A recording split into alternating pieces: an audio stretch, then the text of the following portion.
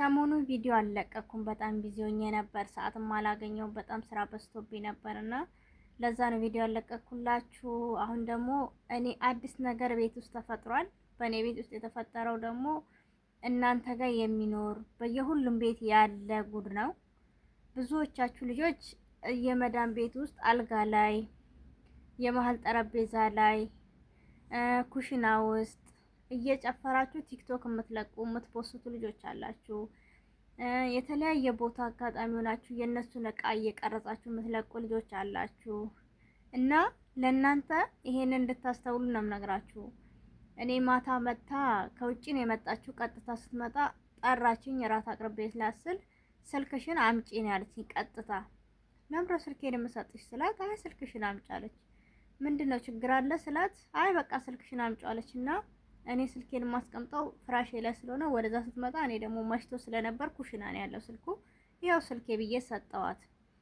ከዛ ከፈችው ስትለኝ ከፍቼ ቀጥታ ጋላሪ ነው የሰጠዋት ማለት ነው። ፎቶዎቼን አየች። ብዙም አላየችም። ፎቶ ላይ ቀጥታ ፎቶ ላይ ብቻ ነው ያረኩላት። አየችና ቆይ እዚህ ቤት ፎቶ መነሳት አልችልም ወይ አልኳት። እኔ አይ ትችያለሽ ወደ ሌላ የላክሽው የኔ ቤት አቅጣጫ አለች ማለት ነው።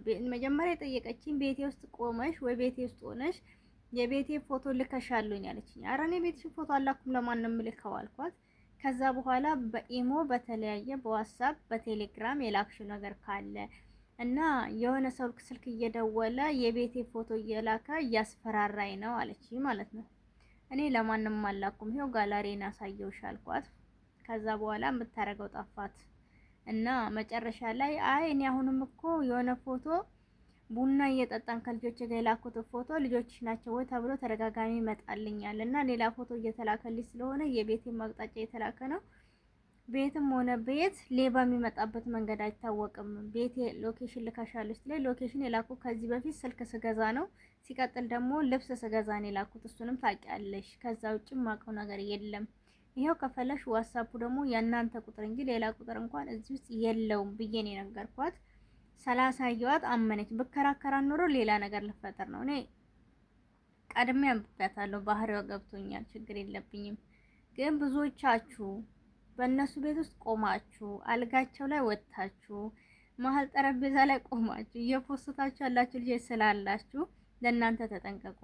እዚሁ ዱባይ ውስጥ የተፈጠረ አዲስ ታሪክ ነበር። ቢያንስ ግፋ ቢል የ6 ወር የ7 ወር እሱ ራሱ የሚደርስ አይመስለኝም ታሪክ ነው።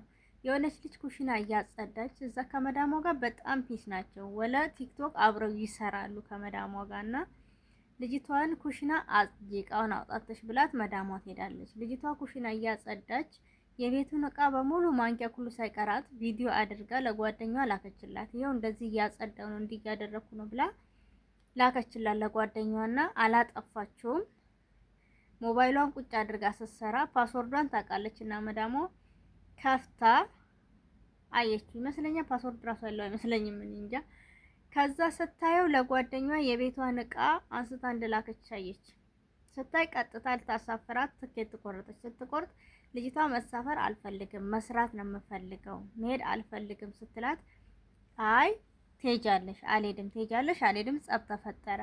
ልጅቷ መጨረሻ ላይ እኔ እዚህ ቤት የነሐላ መሰርቻለሁ መሄድ አልፈልግም ብላ ፖሊስ ጋር መለከተች። ስታመለክት ፖሊሱ ለሷ ካንስሌሽን ለማሰጠት ቀጥታ መጣ።